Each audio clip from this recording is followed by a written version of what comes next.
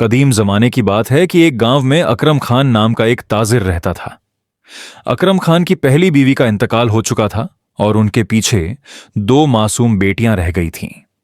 हालात की मजबूरी ने अकरम खान को दूसरी शादी पर मजबूर कर दिया और उन्होंने अपनी दोनों बेटियों को सौतेली मां शबनम बीवी की निगरानी में छोड़कर तिजारत के लिए शहर का रुख किया।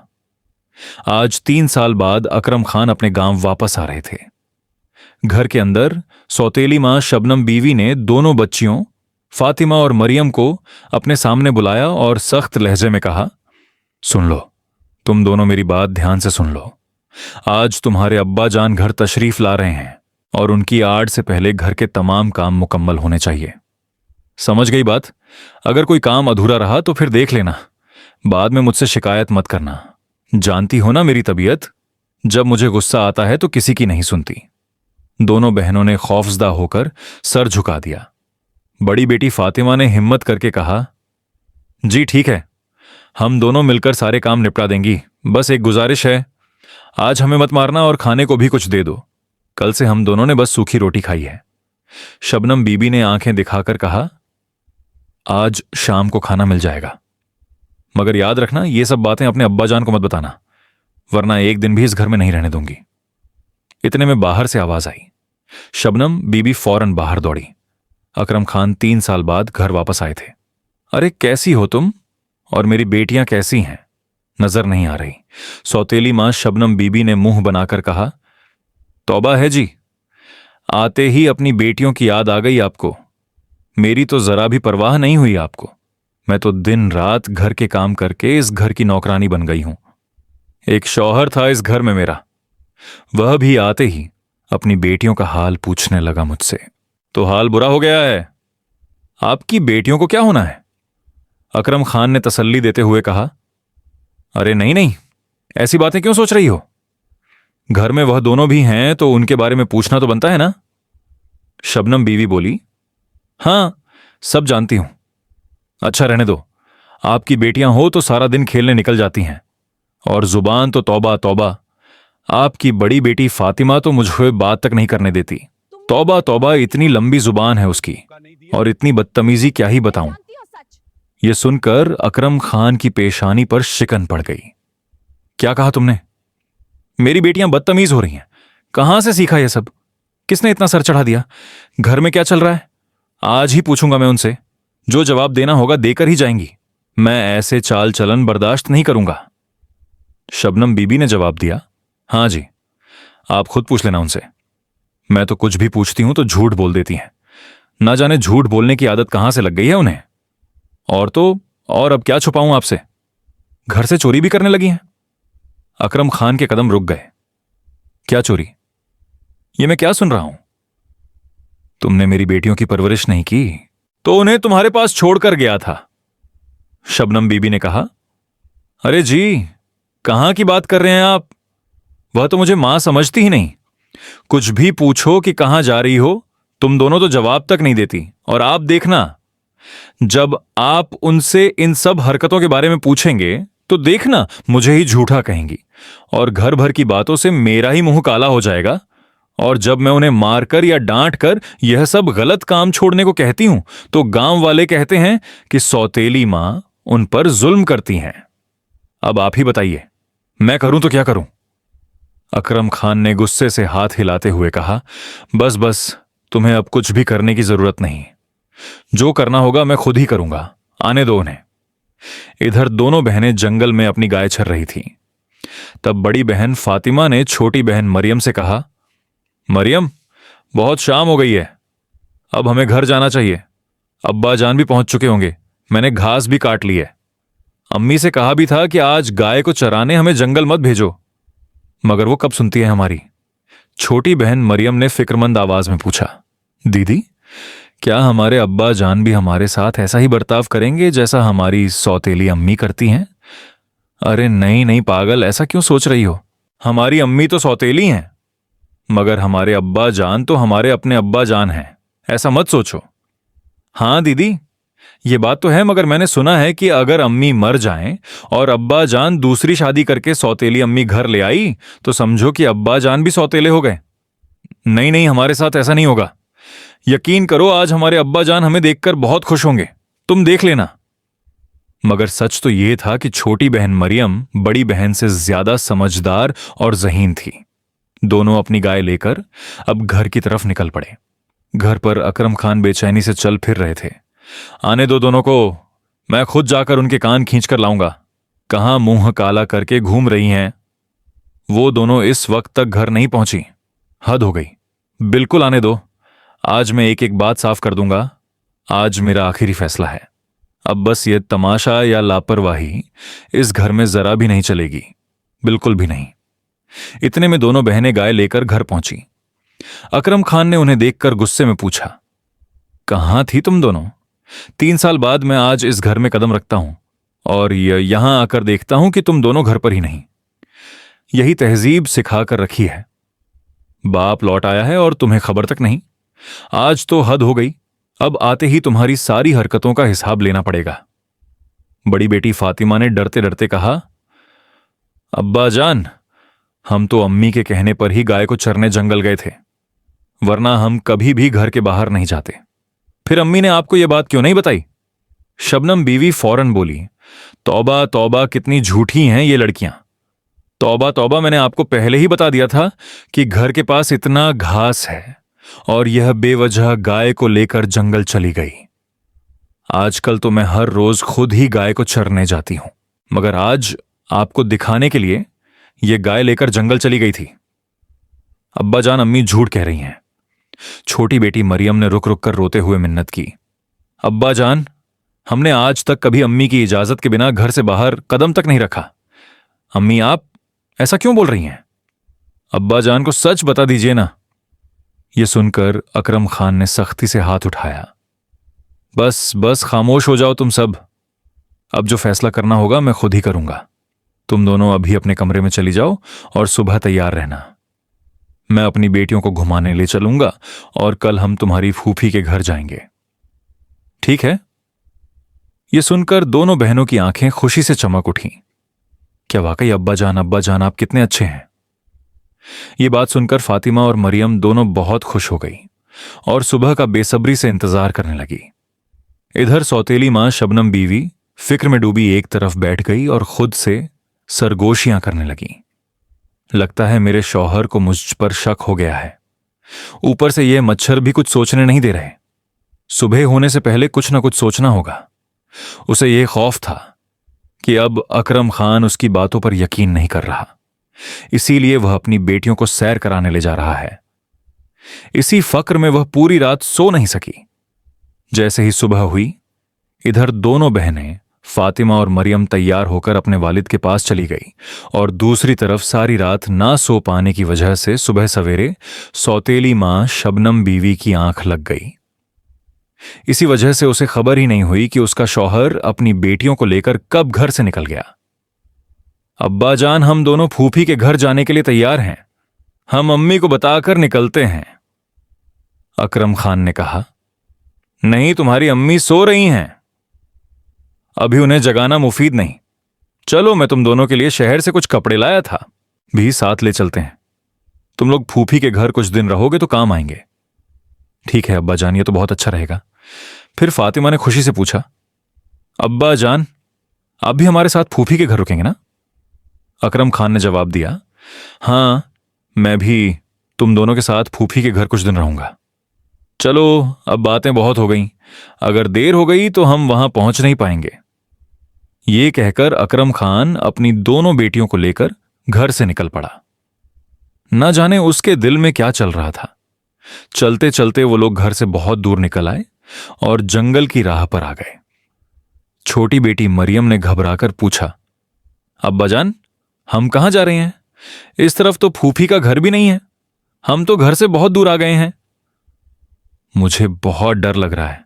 आखिर हम जा कहां रहे हैं? अकरम खान ने कहा, जब तुम्हारा बाप तुम्हारे साथ है तो डरने की क्या बात है। तुम दोनों जरा रुको। उसने इधर उधर नजर दौड़ाई और कहा, यहां देखो कितनी बेर की झाड़ियां हैं और उन पर कितने ज्यादा बेर लगे हुए हैं। मेरी बेटियों, मैं बहुत थक गया हूं। मैं यहां बैठता हूं। तुम दोनों मेरे लिए बेड तोड़कर ले आओ, जब तक मैं खुद ना बुलाऊं। तुम बेर चुनती रहना। ठीक है, छोटी बेटी मरियम ने खदशे से कहा। लेकिन अब्बा जान, शाम होने को है। अगर हम यहां और रुक गए तो रात हो जाएगी और हम जंगल में भटक जाएंगे। अकरम खान ने कहा, नहीं नहीं, हम बस पहुंचने ही वाले हैं, थोड़ा सा वक्त और लगेगा। तुम दोनों जाकर बेड चुनो, मैं इस पेड़ के नीचे बैठकर तुम्हारा इंतजार करता हूं। जब मैं तुम्हें बुलाऊं तो फौरन आ जाना। अपने वालिद की बात मानकर दोनों बहनें बेड चुनती चुनती आगे बढ़ गईं। मरियम को दिल ही दिल में कुछ शक हो रहा था, मगर अब्बा जान के कहने पर वह खामोश रही। इधर दूसरी तरफ अकरम खान ने बेटियों के जाते ही अपने हाथ में पकड़ी हुई लकड़ी जमीन में गाड़ दी और अपनी टोपी उतार कर उस पर रख दी। फिर वह इधर उधर देखने लगा। अचानक उसकी नजर एक बंदर पर पड़ी। अरे अरे, ये तो बड़ा जबरदस्त तरीका है। अब यही बंदर मेरा काम करेगा, मगर उसे जरा लालच देना पड़ेगा। हां, बंदर का पसंदीदा खाना केला यही काम आएगा। अकरम खान ने बंदर को अपनी टोपी पर बिठाया और उसे केले देते हुए खुद घर की तरफ चल दिया। बंदर केला खाते हुए आवाज लगाता रहा, चुनो बेटियों, बाप खड़ा है। चुनो बेटियों, बाप खड़ा है। बड़ी बहन फातिमा ने कहा, देखो मरियम, अब्बा जान की आवाज आ रही है। वह हमें और बेर चुनने को कह रहे हैं।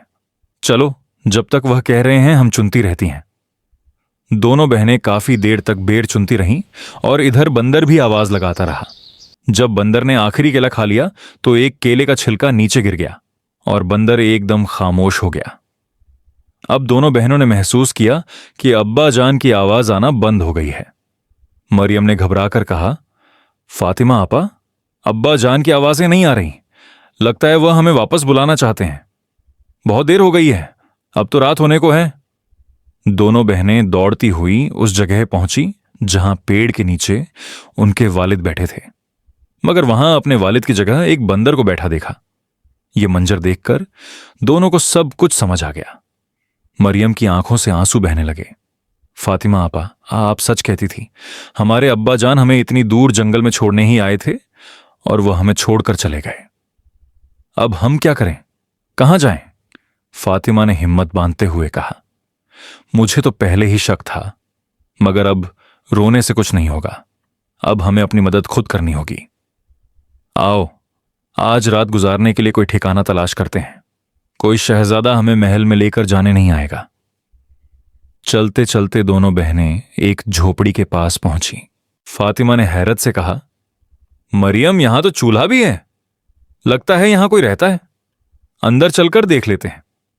मरियम ने डर से कहा, ऐसे ही अंदर जाना ठीक नहीं, कहीं किसी और मुसीबत में ना फंस जाए। मगर अगर हम सारी रात इस घने जंगल में रहे तो जंगली जानवर हमें नुकसान भी पहुंचा सकते हैं। आखिरकार हिम्मत करके दोनों अंदर दाखिल हो गई। झोंपड़ी खाली थी।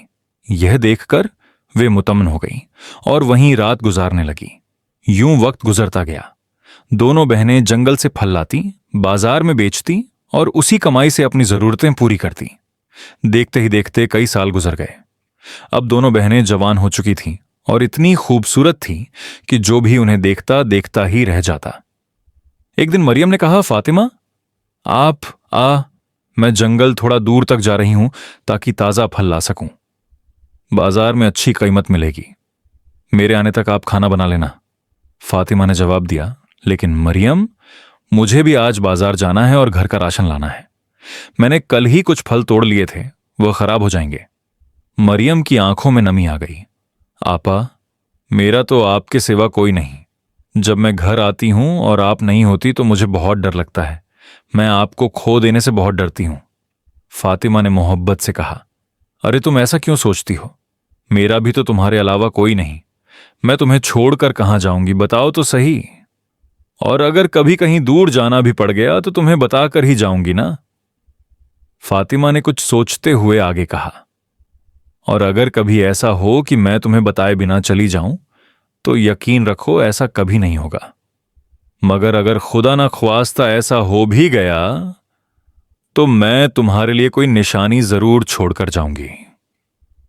मरियम ने हैरानी से पूछा, निशानी? कैसी निशानी? फातिमा ने कहा, ऐसी निशानी जो मुझे तुम तक पहुंचा सके। खैर, इस पर फिर कभी बात करेंगे। अभी मुझे बहुत देर हो रही है। मैं बाजार जा रही हूं, तुम कल के लिए फल तोड़कर ले आना। इतना कहकर फातिमा बाजार की तरफ रवाना हो गई और मरियम घर के कामकाज में लग गई।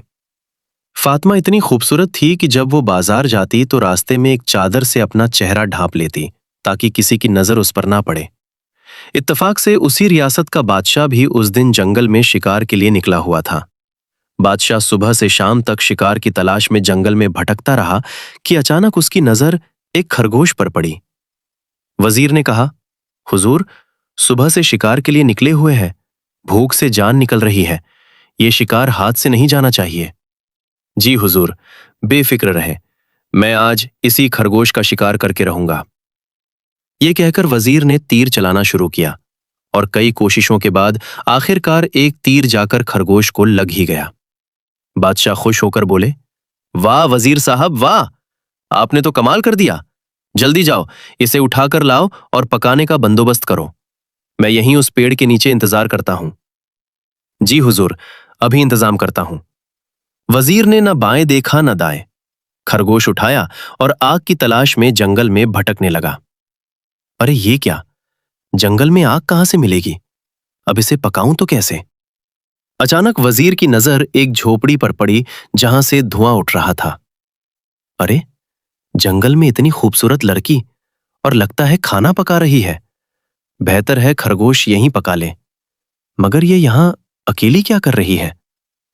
ये सोचकर वजीर झोपड़ी की तरफ बढ़ा। मरियम ने तेजी से मुड़कर कहा, तुम कौन हो? यहां क्या कर रहे हो? और मुझे घूर क्यों रहे हो? आगे मत बढ़ना वरना मैं तुम्हारे टुकड़े कर दूंगी। वजीर घबराकर बोला, नहीं नहीं, आप मुझे गलत समझ रही हैं। मैं आपको नुकसान पहुंचाने नहीं आया। दरअसल मैंने एक खरगोश का शिकार किया है और उसे पकाने के लिए आग चाहिए थी, इसीलिए यहां आ गया हूं। मरियम ने कहा, अच्छा ठीक है, पकाओ और पकाते ही यहां से चले जाओ। मरियम इतनी खूबसूरत थी कि जब वजीर ने खरगोश चूल्हे पर रखा तो उसकी तो जो खरगोश से हटकर मरियम की खूबसूरती पर जा ठहरी। वो इतना मखामोश हो गया कि खरगोश जलकर कोयला बन गया और उसे खबर तक ना हुई। मरियम ने गुस्से से कहा, देखा, ये तो पूरा जल गया। अब इसे उठाओ और यहां से चले जाओ। वजीर के हाथ पांव फूल गए। हाय, अब तो बादशाह सलामत मुझे मार ही डालेंगे। मरियम ने सख्त लहजे में कहा, अभी जाओ यहां से, वरना मैं कुल्हाड़ी लेकर आऊंगी। इधर बादशाह सलामत पेड़ के नीचे भूख से बेहाल इंतजार कर रहे थे। वजीर साहब, एक खरगोश पकाने गए थे या 10? इतनी देर क्यों लग गई? वजीर घुटनों के बल बैठ गया। हुजूर, मुझे माफ कर दीजिए, मेरी कोई गलती नहीं थी। वो इतनी खूबसूरत थी कि मैं सब कुछ भूल बैठा। कौन इतनी खूबसूरत? साफ साफ बताओ। हुजूर, एक लड़की है जो झोपड़ी में रहती है। आप देखेंगे तो सब समझ जाएंगे। बादशाह ने कहा, अच्छा, हमारी मल्लिका तो दुनिया की सबसे खूबसूरत है, मगर तुम कह रहे हो कि उससे भी ज्यादा खूबसूरत कोई है? चलो, मैं भी देखता हूं। बादशाह और वजीर दोनों झोपड़ी की तरफ रवाना हो गए। फातिमा वहां खाना पका रही थी। जैसे ही बादशाह की नजर फातिमा पर पड़ी, वो अपने होश खो बैठा। उसने जिंदगी में ऐसी खूबसूरती कभी नहीं देखी थी। वजीर ने मुस्कुराकर कहा, क्यों हुजूर, कहा था ना मैंने, तो क्या तीसरी मल्लिका का इंतजाम किया जाए? बादशाह ने कहा, नहीं वजीर साहब, हम अपनी मल्लिका को पालकी में ले जाएंगे। कल हम पालकी के साथ आएंगे। ये कहकर दोनों वहां से चले गए और फातिमा को एहसास तक न हुआ कि कोई उसे देखकर जा चुका है। अगली सुबह दोनों बहनें बातें कर रही थीं। फातिमा ने मरियम से कहा, कल एक आदमी आया था खरगोश लिए हुए। इतना भोला था कि पूरा खरगोश जला बैठा। मरियम ने कहा, आपा, मैं आज जंगल जा रही हूं, शाम तक आ जाऊंगी। दरवाजा अच्छी तरह बंद रखना, किसी के लिए मत खोलना। मरियम के जाने के बाद फातिमा अकेली रह गई। थोड़ी देर बाद उसे घोड़ों के सुमों की आवाज सुनाई दी। वो बाहर निकली तो देखकर हैरान रह गई। फातिमा की बारात उसके दरवाजे पर खड़ी थी। वजीर ने आगे बढ़कर कहा, मैं राजबर के बादशाह असद खान का वजीर हूं। हमारे बादशाह आपसे निकाह करना चाहते हैं। ये सुनकर फातिमा की आंखें भर आईं। जिसे उसके वालिद ने जंगल में छोड़ दिया था, आज वही बादशाह की मलिका बनने जा रही थी। मुझे ये निकाह कबूल है। फातिमा अंदर गई, अपनी पोटली ली और सरसों के बीज मुट्ठी में भरकर रास्ते में गिराती चली गई। कुछ देर बाद मरियम वापस आई, मगर झोपड़ी खाली थी। आपा आपा कहाँ हो? आपा आपा कहाँ हो? मरियम की आवाज जंगल में गूंजती रही, लेकिन हर तरफ सन्नाटा था। 2 दिन गुजर गए, फिर एक रात तेज बारिश हुई। अगली सुबह जब मरियम की आंख खुली तो उसने देखा जमीन पर सरसों के पौधों की एक सीधी लकीर बनी हुई थी, जैसे किसी ने रास्ते की निशानी छोड़ी हो। मरियम समझ गई। उसकी आंखें भर आई। वो बोली, आपा मुझे छोड़कर नहीं गई थी, ये निशानी मेरे लिए छोड़ी गई है। ये कहकर मरियम उस रास्ते पर चल पड़ी। वो चलती रही और काफी दूर निकल आई। तभी उसने देखा कि यही रास्ता एक बादशाह के महल की तरफ जाता है। जैसे ही मरियम महल के बाहर पहुंची, उसका शानदार स्वागत किया गया, क्योंकि आज महल के बाग में सरसों के फूल उग चुके थे। उन्हें देखकर फातिमा पहले ही समझ चुकी थी कि उसकी बहन आज जरूर आएगी। जैसे ही फातिमा की नजर मरियम पर पड़ी, वो बहुत खुश हो गई। दोनों बहनें एक दूसरे से लिपट गईं और देर तक रोती रहीं। इसके बाद फातिमा ने अपनी बहन मरियम की शादी वजीर से करवा दी और फिर दोनों बहनें सुकून और खुशी के साथ महल में रहने लगीं। जिन 2 बहनों को कभी बेकार समझकर जंगल में छोड़ दिया गया था, वही दोनों बहनें आज महल की शान बन चुकी थीं। अगर आपको आज की यह कहानी पसंद आई हो, वीडियो को लाइक करें, शेयर करें और हमारे चैनल अनीज वॉयस को सब्सक्राइब जरूर करें। मिलते हैं अगले वीडियो में। तब तक खुश रहिए, अपनों के साथ रहिए और रिश्तों की कीमत समझिए।